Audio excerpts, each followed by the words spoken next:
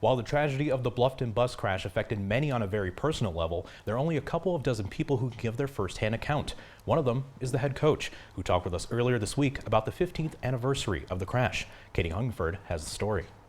On March 2, 2007, a bus carrying the Bluffton University baseball team to spring games in Florida got onto an off-ramp in Atlanta they were not supposed to take. The bus then drove through the wall of the overpass and fell to the interstate below. 5 players and the bus driver and his wife lost their lives in the crash. Others, like head coach James Grandy, were seriously injured. I mean, I remember very little because of my injuries, but I remember hearing the bus driver scream. I remember a little bit from the roadside and then being put into the ambulance, and that's really about it for that day. While he can't remember much of what happened, the impact of that day has stayed with him.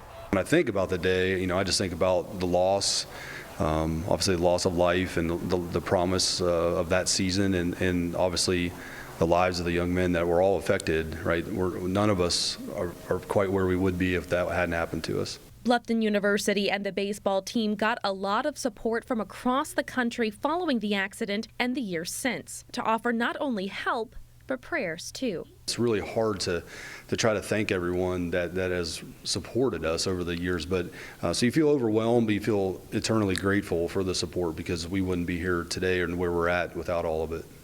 The 2007 team decided to continue to play the rest of that season in memory of the teammates that they lost. Since then, dozens of new players have stepped onto Bluffton University's field, not only learning about the game from Grandy, but about life because of what happened 15 years ago. We talk about how baseball is a very important thing in our life, but it's not the most important thing, and there's other things in our lives that we need to make sure we take care of every day, whether it's our family or obviously our academics here at the college, and and also preparing as a baseball player. So it does mean a lot to us because it's a daily reminder of how fleeting life is.